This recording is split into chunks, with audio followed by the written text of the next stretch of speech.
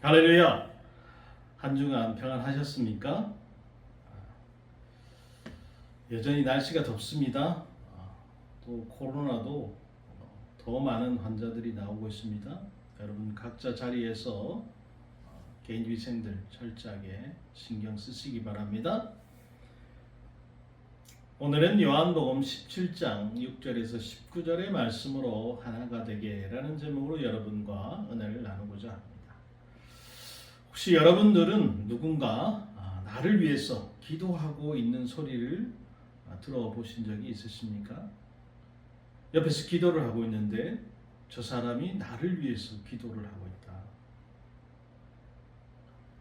우리가 보이지 않아도 누군가 나를 위해서 기도하고 있다는 사실을 안다면 그보다 감격적인 일은 없을 것입니다. 설령 누군가가 나를 위해 기도하지 않는다고 해도 보이지는 않지만 늘 우리를 위해서 기도하고 중보하시는 분이 한 분 계시는데요. 여러분도 잘 아시는 바로 우리 선한 목자이신 예수님이 바로 그분이죠. 그분의 양인 우리를 위해서 그렇다면 주님은 어떤 기도를 하고 계실까? 복음서 가운데 이 요한복음 17장만큼 예수님의 기도가 구체적으로 길게 기록된 부분이 없어요. 그래서 우리는 오늘 이 말씀을 통해서 예수님께서 우리에게 무엇을 원하시고 또 우리가 어떤 사람이 되기를 원하시는지 알 수 있게 되는 것입니다. 이 예수님의 기도가 이제 우리의 기도가 되기를 기도합니다. 자, 오늘 6절 7절에 보니까 세상 중에서 하나님께서 예수님에게 주신 사람들이라고 나오는데요. 이것은 누구를 가리키겠습니까? 1차적으로는 예수님의 12제자를 가리키죠. 더 나아가서 예수님을 믿고 따르게 된 모든 우리 성도들을 가리킵니다. 당연히 우리도 이 중에 포함되어 있죠. 이들은 본래 하나님의 것이었는데 하나님께서 아들이신 예수님께 주시고 또 맡기신 사람들이에요. 예수님은 그들을 위해서 어떤 사역을 하셨는가? 그 첫 번째로 아버지의 이름을 나타내셨어요. 아버지의 이름이란 하나님 아버지의 성품과 능력과 영광을 말하죠. 예수님은 제자들과 함께 계시는 동안에 부지런히 말씀과 표적과 그리고 인격을 통해서 하나님이 어떤 분이신가를 그들에게 나타내 보이셨습니다. 그렇게 예수님께서 하나님의 이름을 나타내신 결과가 어땠습니까? 제자들은 하나님 말씀에 순종했지요. 예수님이 가르치신 모든 말씀이 하나님이 주신 것임을 알았어요. 그래서 제자들은 그 말씀을 허투루 듣지 않았습니다. 한 인간의 견해로 치부하지 않고 절대적인 진리의 말씀으로 영접을 했어요. 그리고 진심으로 순종했다는 것입니다. 둘째로는 하나님께서 주신 말씀을 제자들에게 주셨어요. 8절에 보니까 나는 아버지께서 내게 주신 말씀들을 그들에게 주었사오며 그들은 이것을 받고 내가 아버지께로부터 나온 줄을 참으로 아오며 아버지께서 나를 보내신 줄도 믿었사옵나이다 그랬어요. 예수님께서 하나님께 받은 말씀만 전하셨어요. 그 결과 제자들은 예수님이 하나님이 보내신 분이란 사실을 알게 되었다는 겁니다. 더 나아가서 하나님이 예수님을 보내셨음을 믿게 됐어요. 물론 이들의 지식과 믿음에는 한계가 있죠. 아직 십자가의 예수님을 온전히 믿을 만큼의 그런 믿음은 아니었습니다. 하지만 적어도 예수님이 하나님이 보내신 메시아다라는 사실은 알고 믿고 있었다는 사실이죠. 비록 제자들의 믿음에 한계가 있었을지라도 예수님은 그들을 믿음의 사람으로 또 아는 사람으로 그래서 영생을 가진 사람으로 여겨주셨다는 겁니다. 자, 오늘 우리가 읽은 이 6절부터 8절까지의 말씀에서 예수님은 제자들을 위해서 지난 3년 반 동안 무엇을 하셨고 그 결과가 어떠했는지를 하나님 앞에 알고 계십니다. 그래서 이 부분을 예수님의 제자 양성 사역 보고서다 이렇게 불러도 좋을 것 같아요. 당시 사람들은 예수님의 제자 양성 사역의 결과를 어떻게 평가했을까요? 뭐 아마도 후한 평가를 주는 사람은 별로 없었을 겁니다. 왜냐하면 예수님 많은 사람을 제자로 삼지는 못했어요. 겨우 12명. 그 와중에 한 명은 이미 메신저의 길로 가버렸죠. 양적으로만이 아니라 질적으로도 이 제자들의 지식과 신앙이 높은 수준이라고 말하기에는 분명한 무리가 있습니다. 또 잠시 후 일어날 예수님의 그 체포와 재판과 처형 장면을 보면 이 사실 우리가 명백히 알 수 있죠. 그러나 예수님은 실망하지 않았어요. 실패라고 보지도 않으셨습니다.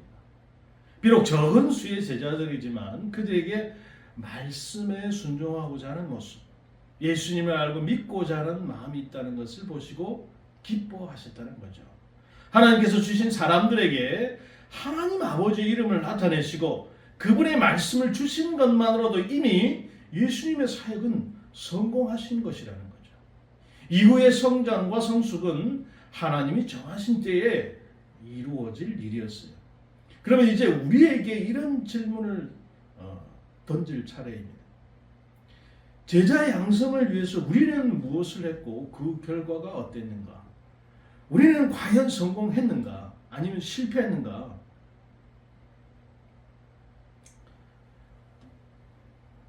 뭐 사람들이 그렇게 얘기할 수 있어요. 뭐 조금 성공? 또 어떤 사람은 처참하게 실패했지 라고 말할지 몰라요. 그 사이에 또 수많은 이 스펙트럼이 존재할 거예요. 분명한 것은 숫자의 많고 적음이 성공과 실패의 기준이 될 수 없다는 사실입니다. 하나님이 우리에게 맡겨주신 사람들이 많을 수도 있고요. 또 적을 수도 있어요. 중요한 것은 우리가 얼마나 그들에게 하나님의 이름을 나타내고 하나님의 말씀을 주는 일에 신실했는가라는 점이에요. 이것에 실패하면 아무리 숫자가 많아도 아무것도 아닌 겁니다. 수많은 사람이 교회를 가득 채우고 앉아 있어도 하나님의 말씀에 온전히 순종하지 못하고 하나님 말씀을 제대로 이해하지도 못하고 그런 상태에서 앉아 있다면 그것은 아무 의미가 없죠. 그러나 비록 수가 적을지라도 말씀에 순종하고 예수님을 알아가고 믿음이 자라는 역사가 있다면 그것은 성공한 예배다 라고 할 수 있죠. 우리가 듣고 배우고 나누는 모든 말씀이 어쩔 수 없이 부족한 우리를 통과하는 말씀일 수밖에 없어요. 다만 내 자신의 한계가 하나님 말씀의 한계가 되지 않기를 바랄 뿐이죠. 사람의 생각이 하나님 말씀에 섞여서 혼잡하게 되지 않기를 우리는 기도할 뿐인 것입니다. 우리 가운데 하나님 말씀만이 오롯이 드러나고 또 그 결과로 순종의 열매, 지혜의 열매, 믿음의 열매가 맺힐 수 있기를 간절히 기도합니다. 말씀을 전하고 가르치신 것이 제자들을 위한 예수님의 사역의 전부일까요? 그렇지는 않죠. 또 한 가지 중요한 사역이 남아 있는데요. 9절과 10절의 말씀이 바로 그것입니다. 내가 그들을 위하여 비옵나니 내가 비옵는 것은 세상을 위함이 아니오 내게 주신 자들을 위함이니이다. 그러면서 내가 그들로 말미암아 영광을 받았나이다 그랬어요. 말씀과 더불어서 예수님의 중요한 사역이 바로 이 기도라는 거예요. 예수님은 자신이 기도하는 대상이 세상이 아니라 하나님께서 내게 주신 자들이라 이렇게 한정을 하셨어요. 예수님을 믿고 알고 영접한 사람들은 하나님의 것이면서 동시에 예수님의 것인 것입니다. 예수님의 그들을 통해서 영광을 받으세요. 이토록 소중한 사람들을 위해 예수님은 하나님 아버지께 매달려 간절히 기도하시는 것입니다. 자, 그렇다면 그 예수님의 기도 제목은 무엇입니까? 세 가지의 기도 제목이 있었어요. 그 첫 번째 기도 제목은 하나가 되게 하옵소서라는 거예요. 나는 세상에 더 있지 아니하오나 그들은 세상에 있었고 나는 아버지께로 가옵나니 거룩하신 아버지요 내게 주신 아버지 이름으로 그들을 보존하사 우리도 우리와 같이 그들도 하나가 되게 하옵소서. 아멘. 자, 지금까지 제자 공동체는 유대 종교 지도자들로부터 숱한 공격을 받아왔습니다. 그럼에도 불구하고 공동체는 와해되지도 않고 잘 버텨왔어요. 누구 덕분입니까? 예수님이 앞장서서 그 공격을 다 받아내시고 물리쳐 주셨기 때문이죠. 제자 공동체 안에는 다양한 사람들이 있었어요. 로마에 부역하던 세리 출신 마태도 있었고요. 그런 세리들을 암살하고 다니던 열혈당 출신 시몬도 있었어요.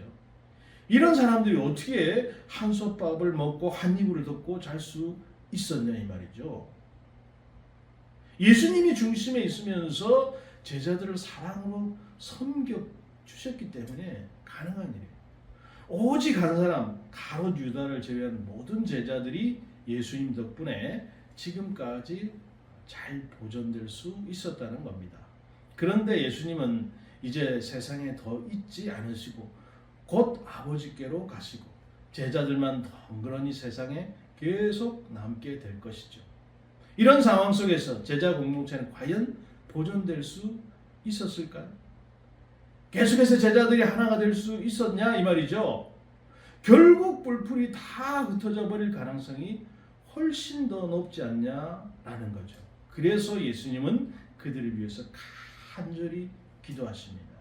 거룩하신 아버지여 내게 주신 아버지의 이름으로 그들을 보존하사 우리와 같이 그들도 하나가 되게 하옵소서.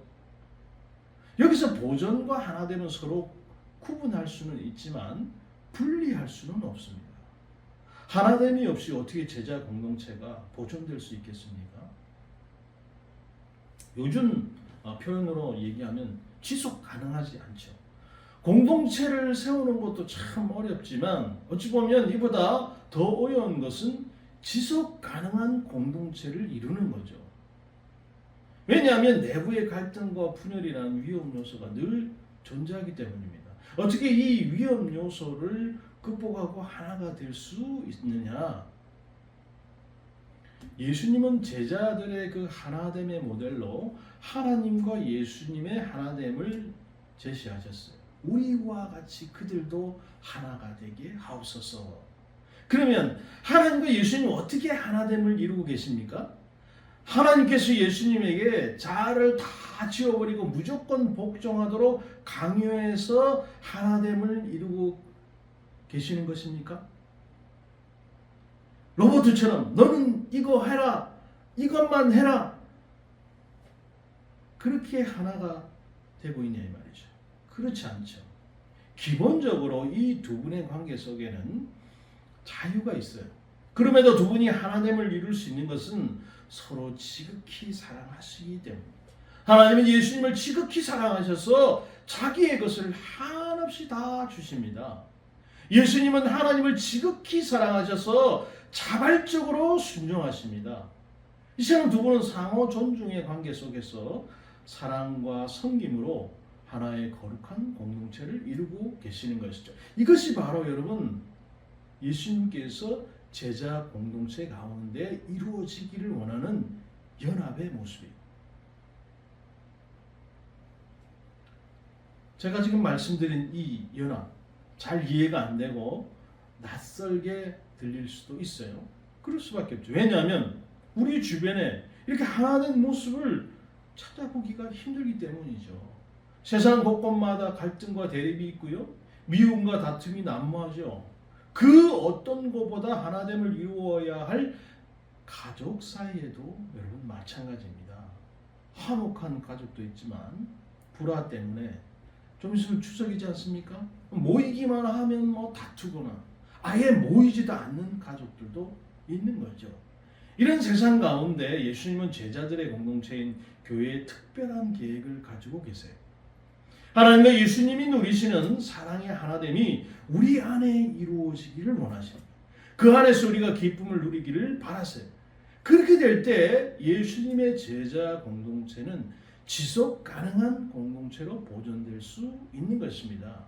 한 걸음 더 나아가서 세상은 이 모습을 보고 우리가 굳이 큰 소리로 외치지 않더라도 교회가 우리들의 대안사회라고 스스로 말하게 될 것이라는 거예요. 제자의 삶의 가치를 인정해 줄 것입니다. 이것을 이루기 위해서 우리가 해야 되는 것이 있죠. 그게 무엇이냐? 단합대회를 해야 됩니까? 아니죠. 그보다 훨씬 더 중요한 것은 하나님과 예수님 사이의 관계에 대해서 배우는 것이 중요합니다. 말씀 속에서 두 분이 어떻게 서로를 배려하고 하시고 또 섬기시고 사랑하시는가, 어떻게 자기 중심성 없이 하나된 연합을 이루어 가시는가, 그것을 발견하는 게 중요해요. 그렇게 해서 우리 마음이 여기에 감동을 받고 감화되어서 우리 역시 하나된 공동체를 이룰 수 있기를 기도하는 것입니다. 자, 그렇다면 예수님은 제자들을 위해서 기도하시는 목적이 무엇입니까? 그것은 13절에 보니까 제자들 안에 예수님의 기쁨이 충만해지는 것이 예수님의 기대요 소원이에요. 사람들은 언제 기뻐합니까? 성공했을 때, 부자 됐을 때, 소원 성취했을 때 기뻐하죠. 그러나 예수님의 기쁨은 이것과는 다릅니다. 예수님은 하나님 아버지께 사랑으로 순종하여서 온전히 하나됨을 이루심으로 기뻐하세요. 이 기쁨은 세상이 주는 기쁨과 비교할 수 없는 최상의 기쁨이죠. 예수님은 이 기쁨이 제자들 가운데서도 넘쳐나기를 소원하셨어요. 그런데 여기 한 가지 고민거리가 있습니다. 무엇이냐? 내가 아버지 말씀을 그들에게 주었사오며 세상이 그들을 미워하였사오니. 문제는 세상이 악하다는 거예요. 악한 세상은 예수님께서 속한 사람들을 미워합니다. 세상과 하나님 말씀을 따르고자 하는 사람은 서로 부대낄 수밖에 없죠.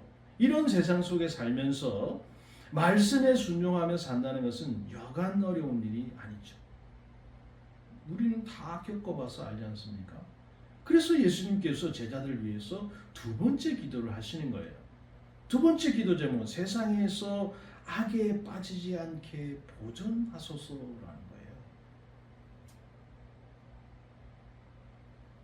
예수님은 제자들을 보호하시기 위해서 그들을 악한 세상에서 데려가고자 하지는 않으세요.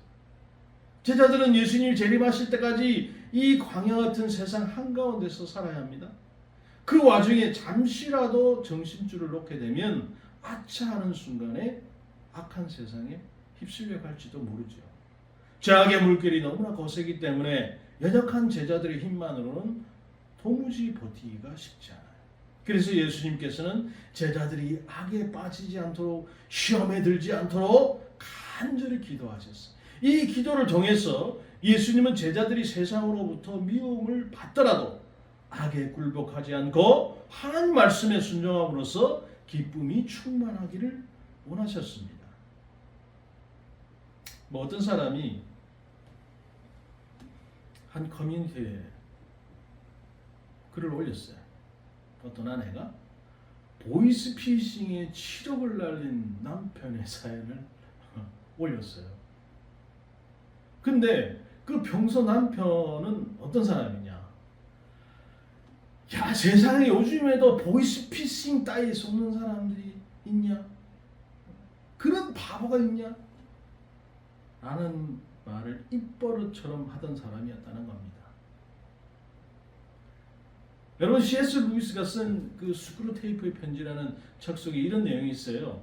인간에게는 마귀에 대한 두 가지 오류가 있는데, 하나는 마귀의 존재를 너무 무서워하는 것이고, 또 다른 하나는 마귀의 존재를 너무 무시한다는 것이라는 거예요. 여러분, 오늘날에 마귀의 존재를 너무 무시하는 것이 더 심각한 문제입니다. 아니, 요즘 같은 과학 시대에 무슨 마귀가 어디 있냐? 교회 다니는 사람들도 그렇게 해요. 많은 신자들이 우리 삶이 매일같이 영적 전투가 벌어지는 현장이라는 사실을 망각하고 지내고 있다는 거예요. 내가 그래도 지켜야 할 선을 꼭 지키는 사람이란 자신감이 있기 때문에 절박하게 하나님을 의지할 필요를 별로 느끼지 못하는 거예요.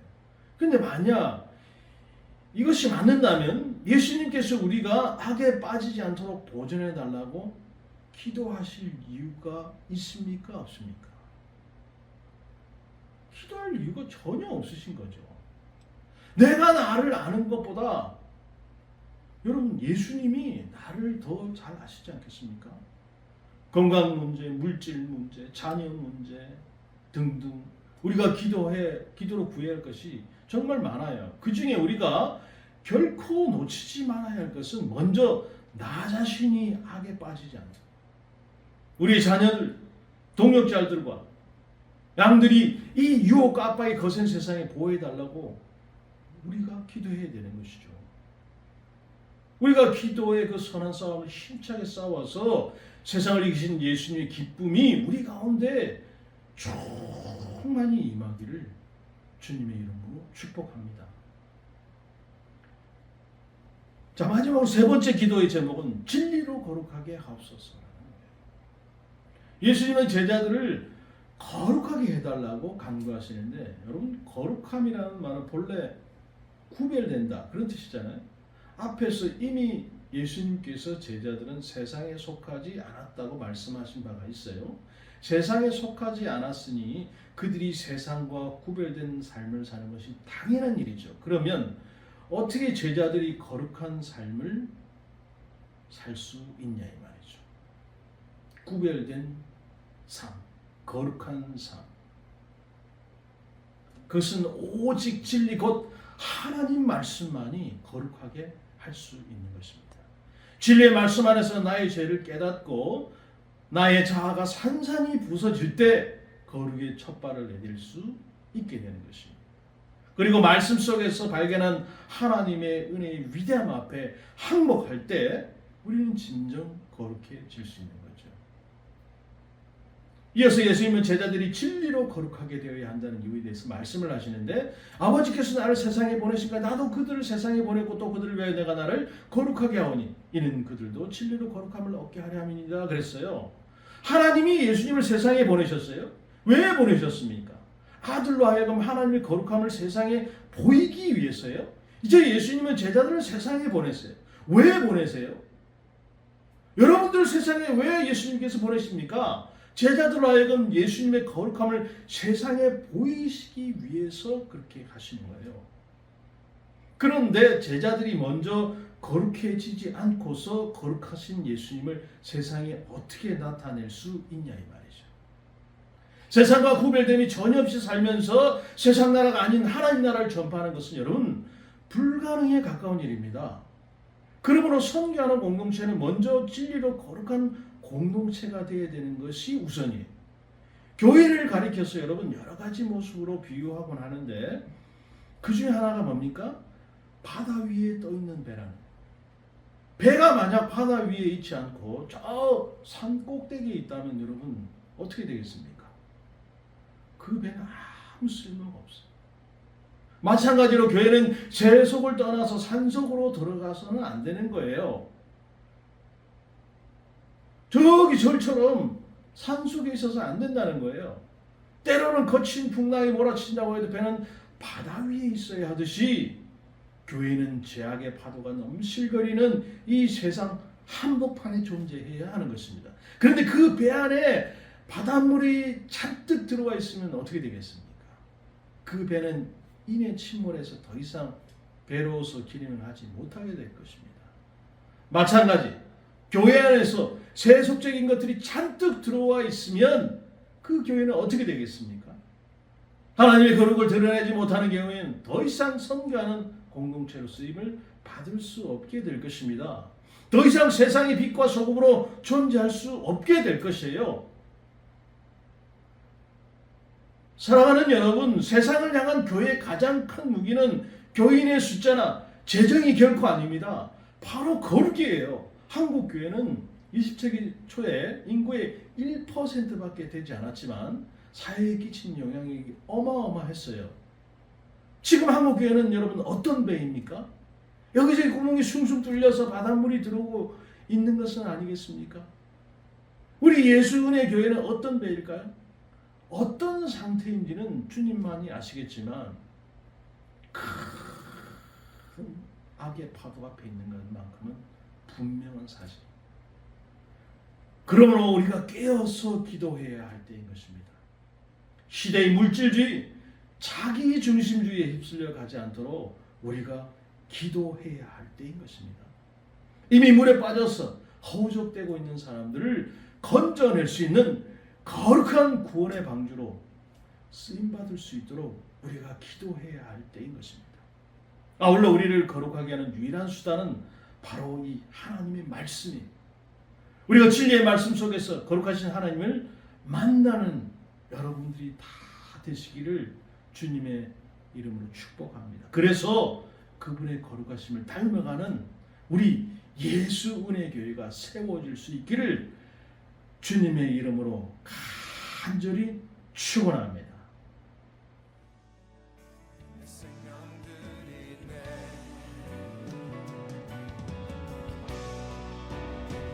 나의 뜻을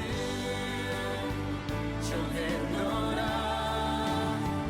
내 모든 것 다 드리리라. 이 좁은 길, 유일한 길, 돌아서지 않으리라. 나의 뜻을 정해